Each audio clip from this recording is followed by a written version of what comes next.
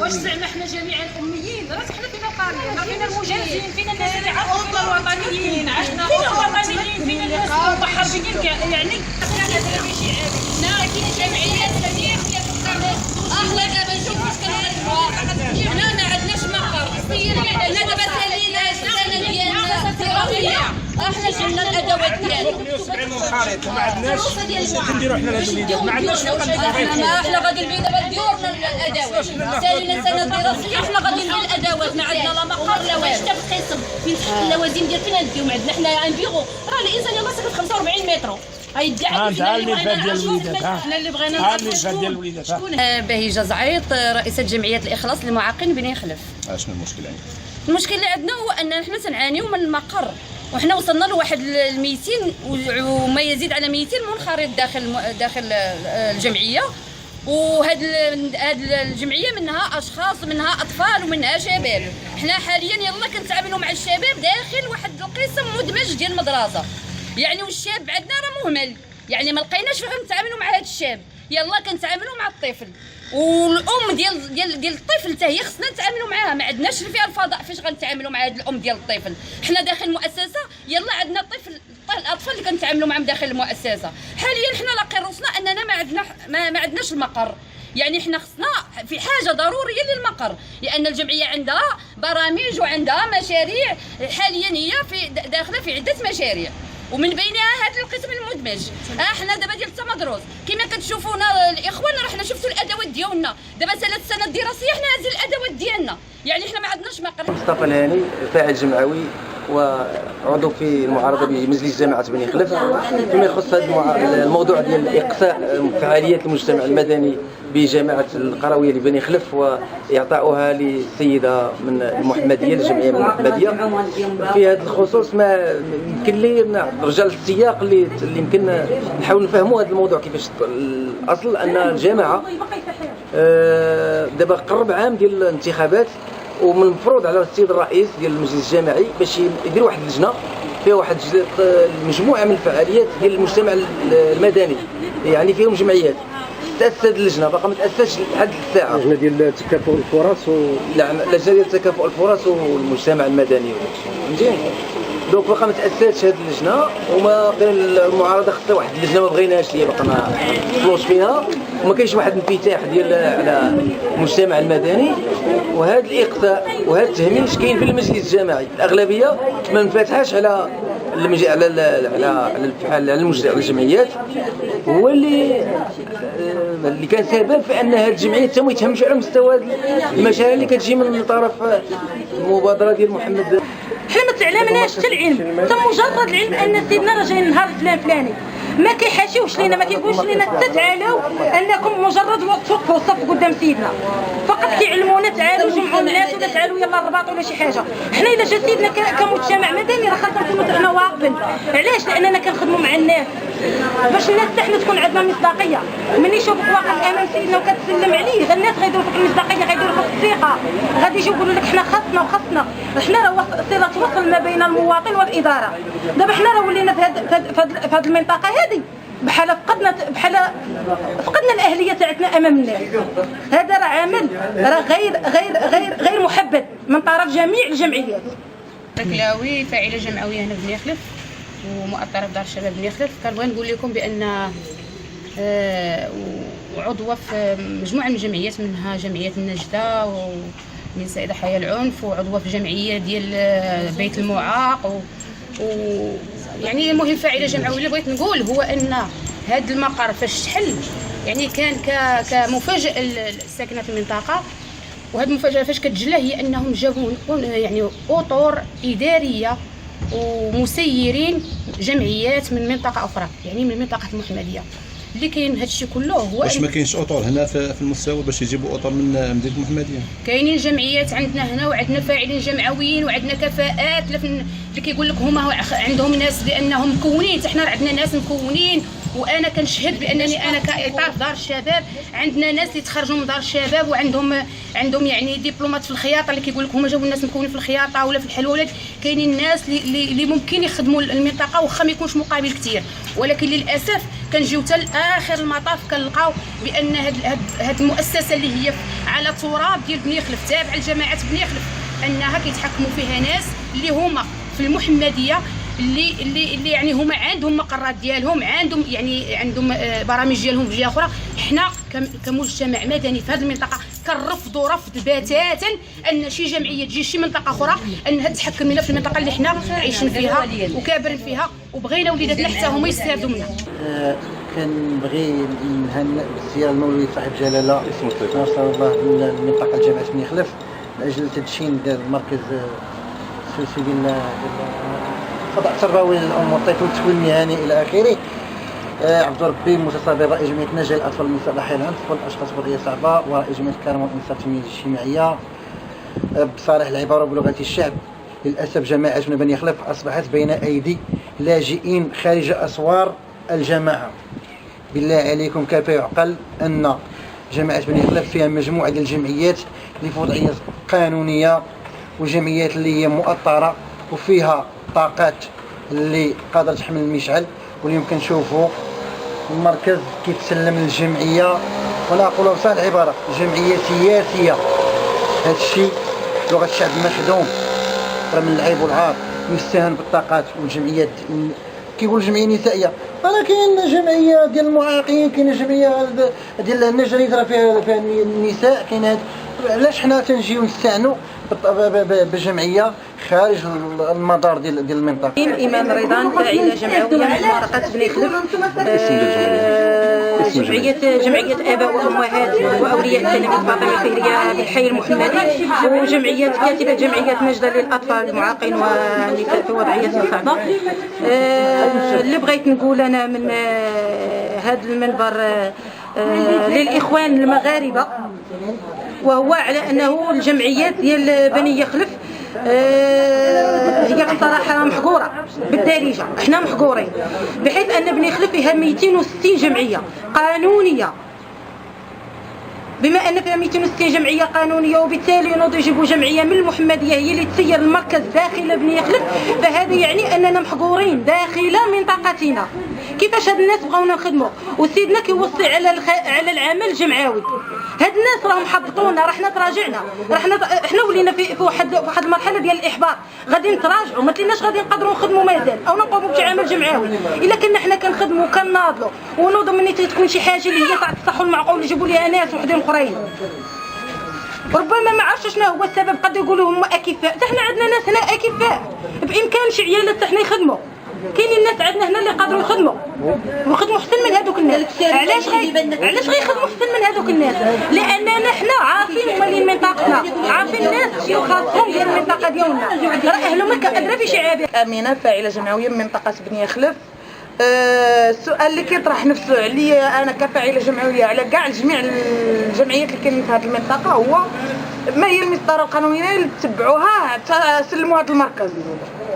احنا ما تخبرناش بها، اولا ما عرفناش حتى حنا نحطوا الملفات ديالنا. عندنا اطر متمكنين، اللي ما متمكنش نكونوا عندنا مجازين كاينين معنا غير جالسين في القهاوي، كاينين ناس متمكنين. انا شخصيا عندي الدبلوم ديال الخياطه، انا شخصيا عندي بالدبلومات ديالي، ما عندي الاطر ديالي بالدبلومات ديالهم، ما كاينش عندي اللي معايا اللي بلا دبلوم. الجمعيات كنقول الجمعيات نحملهم مسؤوليه، يحاولوا يكونوا شرفاء ويكونوا جادين ويمشيو يعارضوا ويمشيو يطالبوا الحقوق ديالهم.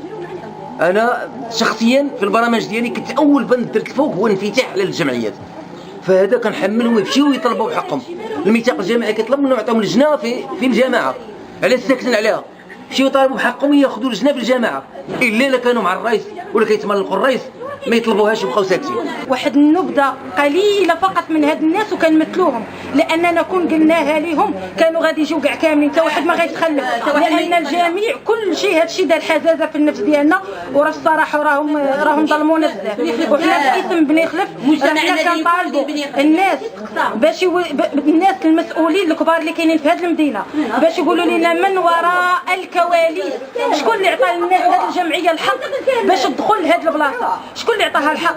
وحنا ما تشاور معنا حتى حد، مع من تشاوروا لما قالوها واش داروا شي اجتماعات، واش حضرونا فيهم، واش قالوا لنا راه حنا نتوما ما عندكمش الناس الاكفاء نعطيوها للناس وحدين اخرين. مع من تشاوروا في هذه المساله، لو كان تشاوروا معنا حنا عندنا ناس، حنا ما غنسمحوش لشي حد براني يجي يدخل.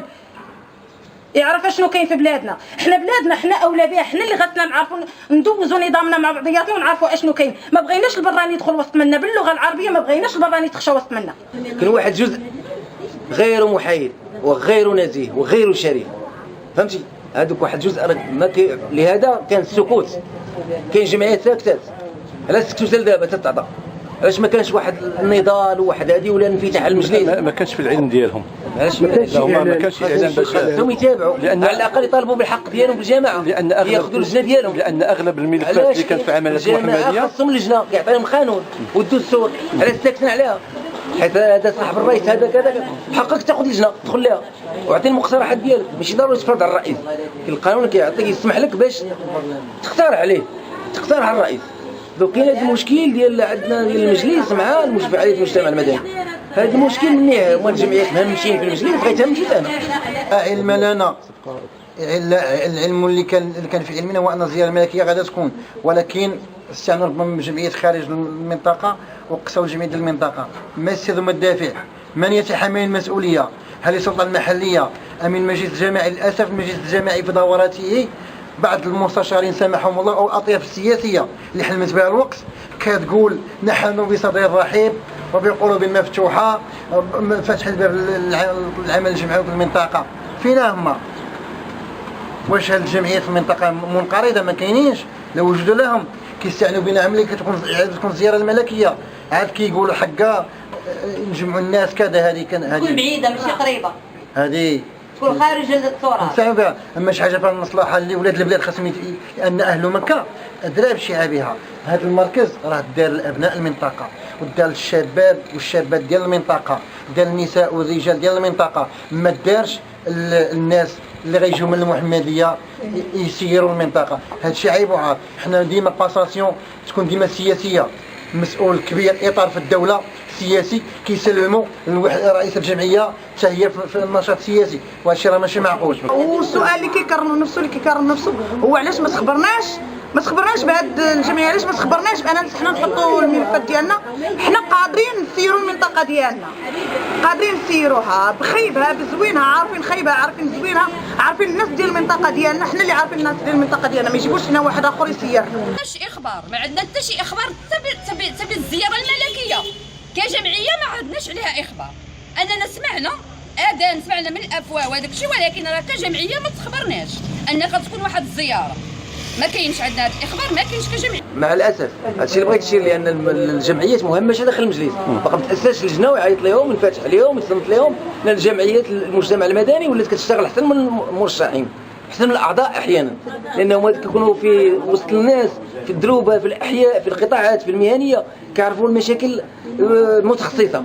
اذا هذوك اللي وصلوا اقتراحات الرئيس غتفيدوا، بالعكس غتفيدوا باش ياخذ قرارات وياخذ مقترحات اللي تنمي الجماعه. ملي كاين هذا الاقصاء من طرف الاغلبيه المجتمع المدني، وكنحمل حتى الجمعيات مع كامل الاسف، كاين عندنا 260 جمعيه، كنحمل الجمعيات واحد جزء كبير من الجمعيات ماشيش جمعيات نزيهه وشريفه وتستحق الاحترام وعطاوها تشتغل.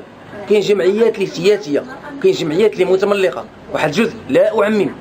كاين جمعيات اللي شرفاء وباغيين يخدموا وكيجي يناضلوا فلوسهم وبوقتهم، الله يجازيهم بخير. ما عندنا حتى شي والو، ما يعني ما حنا سولنا مشينا لعند السلطات وسولنا، تيقولوا لنا اودي سيروا دخلوا سولوا السيده الملكه الفد.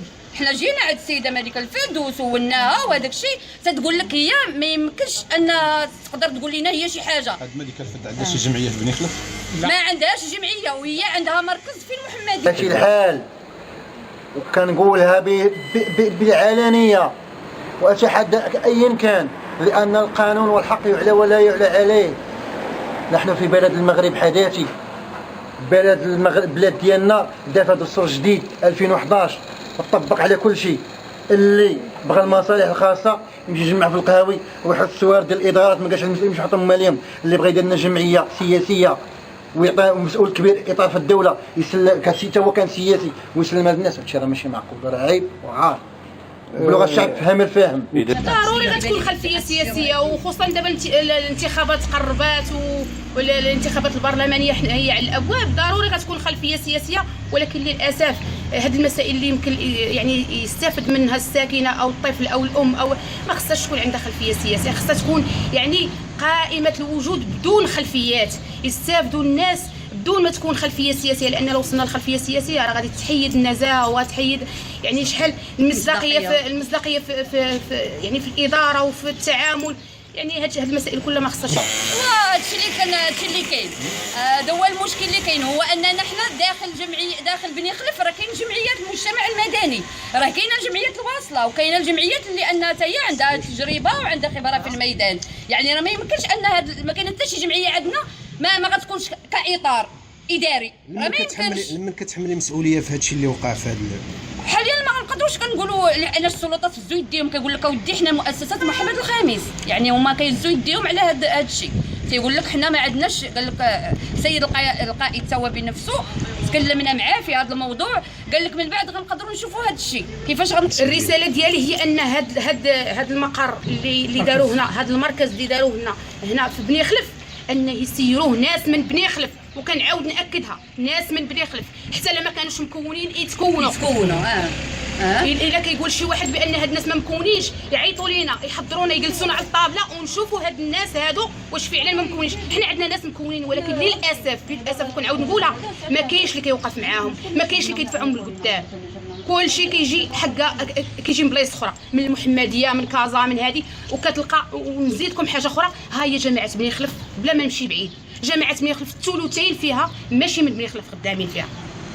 دابا كيعاودوا لنا نفس السيناريو اللي وقع في الجامعه تيعاودوه لينا دابا. فيما كان شي مقر جديد كيدار لنا في هاد بني خلف تيجيبوا لنا ناس من بلاصه اخرى، وللاسف كيخليو الناس ديال هنا. كاينه طاقات بشريه، كاينين ناس عندهم دبلومات، كاين ناس عندهم شواهد عليا، كاينين ناس عندهم ما يقولوا. ولكن للاسف هذاك الشيء ما عرفناش شنو السبب ديالو، واش خلفيات سياسيه ولا صراعات يعني كمينه كاينه لتحت. ما عرف شنو السبب. ولكن كنعاود نقولها وكنرفض انا وهاد الناس اللي معاون الجمع المدني، كنرفض ان تجي شي جمعيه من منطقه اخرى تسير لنا المنطقه ديالنا حنا اللي حنا محتاجين لها وحنا اولى بها، واللي كبرات حدانا هاد المقر اللي كبر حدانا من اللي كان في التراب حتى ولا دابا واقف راه كتشوفوا. صبحت جمعيه اخرى خارج جماعه بني خلف من منطقه اخرى من العمالات المحمديه، صبحت هي اللي كتسير هذا المركز.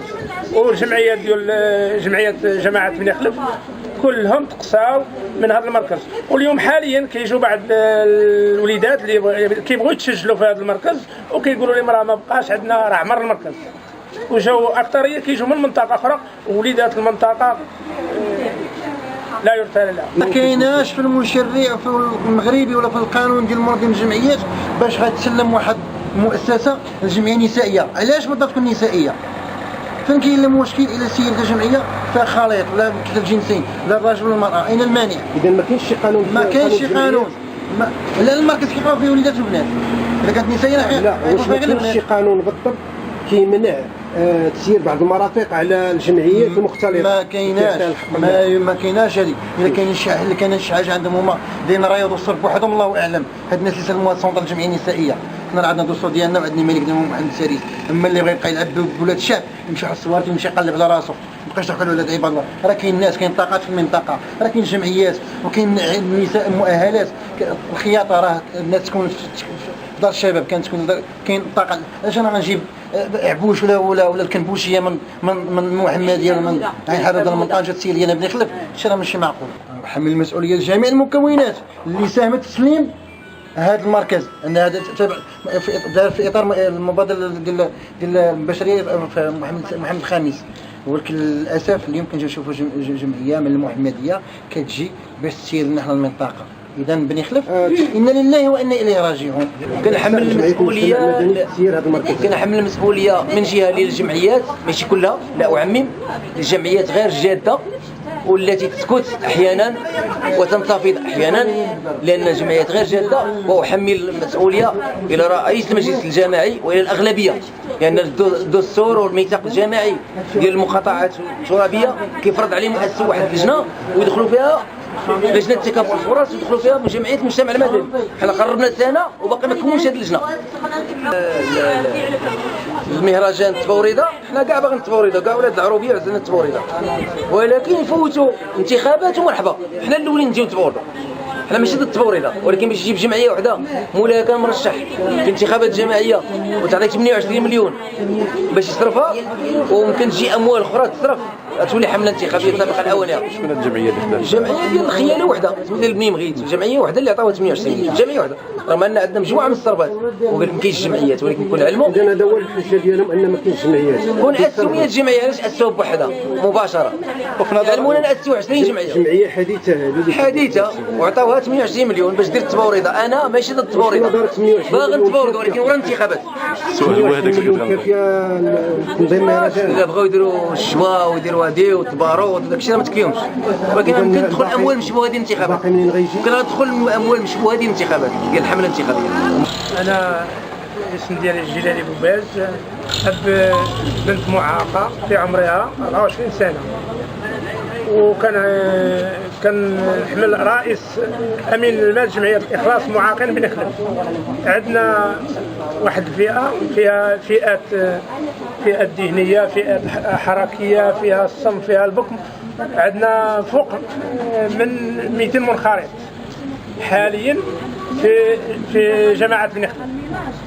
واليوم احنا كنتفاجئوا. شنو كنتوا كتمناو؟ ملي جا سيدنا دشن هذا المركز العام اللي فات، شنو كنتوا كتمناو؟ كنا كنتمناو، قالوا هذا المركز ملي دشن قالوا راه دشن الشخص المعاق، مركز شخص معاق بن خلف. واليوم صبحنا كنتفاجئوا شخص المعاق كيتساق من هذا المركز. جبت واحد البنيه خرجت من الخمس يتيمة الاب، جالسه هي امها كارين بيت في المنطقه ديالنا، خارجه كتخدم في الديور، تخدم في الديور. بقات في ديك الدريه شدا السكر، عندها في الخزان 12 غرام ديال السكر. كنأيد على هذه النقطة. كتخدم في الديور، يتيمة الاب وكتخدم في الديور، خارجة من الخامس، العطلة ديال الخامس ما طلعتش للسادس. علاش ما طلعتش للسادس؟ الدرية شوية فاخرة وطويلة، فوقاش كتشد الدراري مع مصطف، تيبقاو يقول لها انت منا، ما بقاتش بغات ترجع لامها للمدرسة. ملي جبتها لنا التكوين قال لك لا ما عندهاش السادس، ما نقبلوهاش، ما ندخلوهاش. علاش؟ اشنو هذا القانون اللي دار باش ما تقبلش هذه اليتيمة وكتشغل في البيوت؟ علاش ما تقبلش؟ ما عطاتكش شي مبرر؟ ما عطاتني حتى مبرر، ما عطاونيش مبرر. شكون هذا اللي رفض هذه البنيه؟ رفض المدير ديال التكوين.